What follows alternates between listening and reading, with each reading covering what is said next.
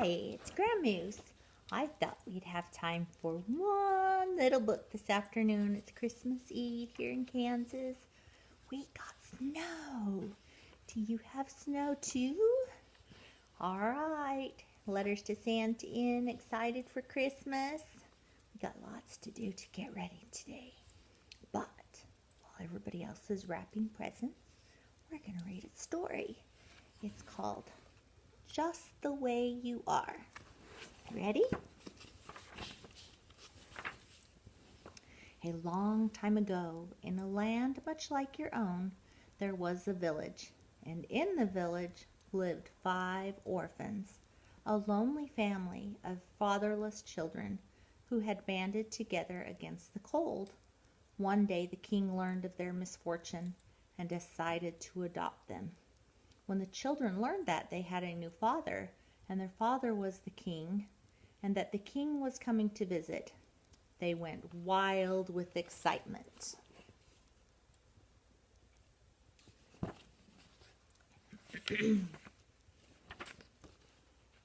When the village learned that the children had a father, and their father was the king, and that the king was coming to the village, they were excited as well. They went out to see the children and told them what to do. You need to impress the king, they explained. Only those with great gifts to give will be allowed to live in the castle. The people didn't know the king. They just thought that all the king wanted was to be impressed. So the children began preparing gifts to offer the king.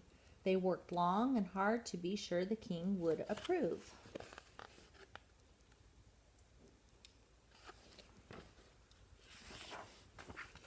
One of the children, who knew how to carve, decided to give the king a wonderful work of wood and art. He set his knife against the soft bark of the elm and whittled. The small block of wood came alive with the eyes of a sparrow or the nose of a horse. His sister decided to present the king with a painting that captured the beauty of the heavens, a painting worthy to hang in the castle. Another sister chose music as her way to impress the king. For long hours she practiced with her voice and mandolin. Village people would stop at her window and listen as her music took wings and soared. Yet another child set out to turn the king's head with his wisdom. Late hours would find his candle lit and his books open. Geography, math, chemistry. The breadth of his study was matching only by the depth of his desire. Surely a king would appreciate all his knowledge.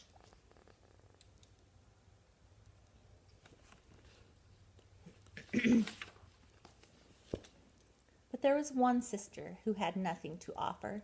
Her hand was clumsy with the knife, her fingers stiff with the brush. But when the little girl opened her mouth to sing, the sound was hoarse. She wasn't much of a reader. She believed she had no talent, and she believed she had no gift. All she had to offer was her heart.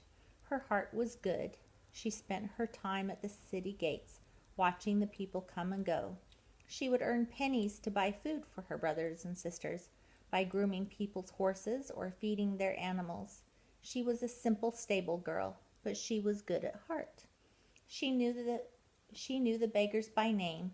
She took time to pet each dog. She welcomed home the travelers and greeted the strangers. "How was your journey?" she would ask. "Tell me what you learned on your visit. How is your husband? Do you enjoy your new work?" She was full of questions for people. Her heart was big and she cared about people. They were all the same to her, the beggars and the rich. She cared for all of them just the way they were.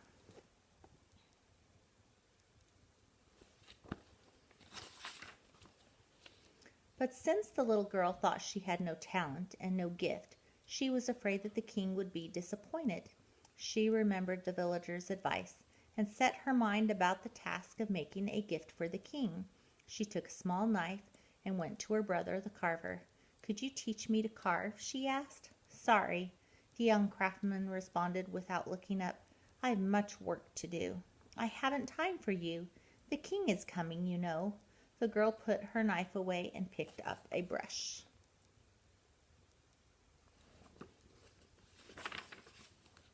She went to her sister, the artist.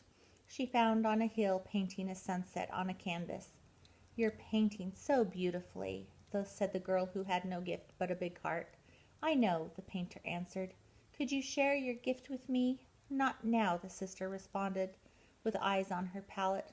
"The king is coming, you know." The girl with no gift then remembered her other sister, the one with the song. "She will help me," she said.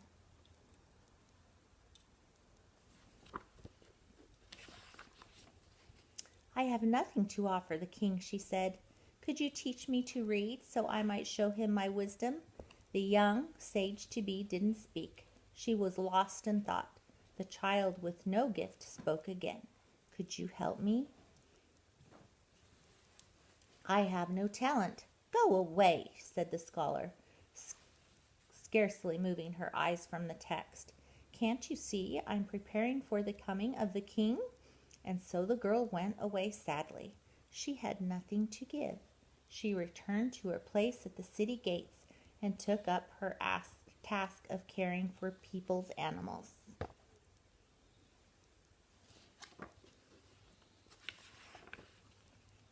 After a few minutes, After some days, a man in merchant's clothes came to the small town. "Can you feed my donkey?" he asked the girl. The orphan jumped to her feet and looked into the brown face of the one who had traveled far. His skin was leathery from the sun. His eyes were deep. His kind smile warmed the girl's heart. "That I can," she answered eagerly, leading the animal to the trough. "Trust him to me. When you return, he will be groomed and fed." "Tell me," he asked as the donkey drank, "have you come to stay?" "For only a while. I'm looking for someone." "Are you weary from your journey?" "That I am." "Would you like to sit and rest?" The girl motioned to a bench near the wall.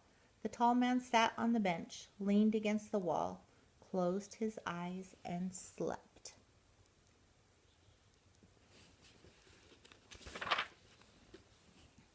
After a few minutes he awoke and found the girl sitting at his feet, watching his face. She was embarrassed that he had caught her staring. She turned away. "Have you been sitting here long?" he asked. "Yes." "What do you seek?" "Nothing. You seem to be a kind man with a peaceful heart. It's good to be near you." The man smiled and stroked his beard. "You are a wise girl," he said. "When I return, will you visit more?"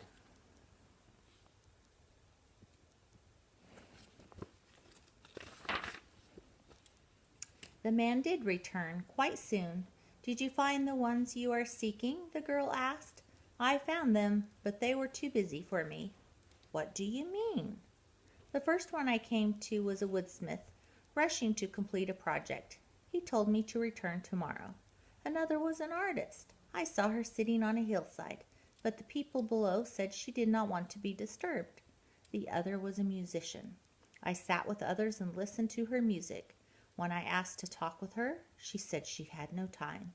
The other I sought had left. He has moved to the city to go to school."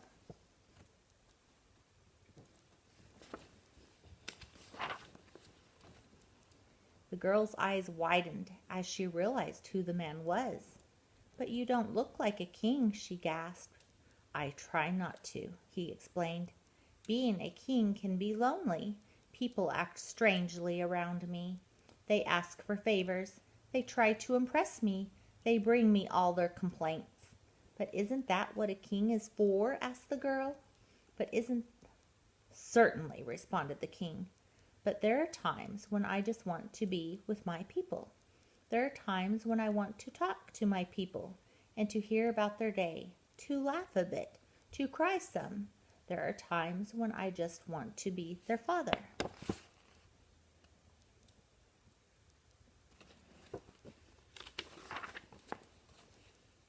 "Is that why you adopted the children?" "That's why. Adults think they have to impress me. Children don't. They just want to talk to me. They know that I love them just the way they are." "But my brothers and sisters were too busy." "They were, but I'll come back. Maybe they'll have more time another day." The girl hesitated. "Sir, what about me? I have no gift. I would like to be your child." The king smiled. My dear, the best gift you gave of all, you gave your heart, your kindness, your time, your love. Of course you'll be my child. I love you just the way you are." And so it happened that the children with many talents, but no time, missed the visit of the king, while the girl whose only gift was the gift of her heart became the child of the king.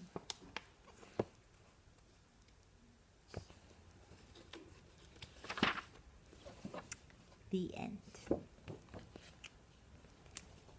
Just the way you are. And GramMoose loves you just the way you are. Merry Christmas.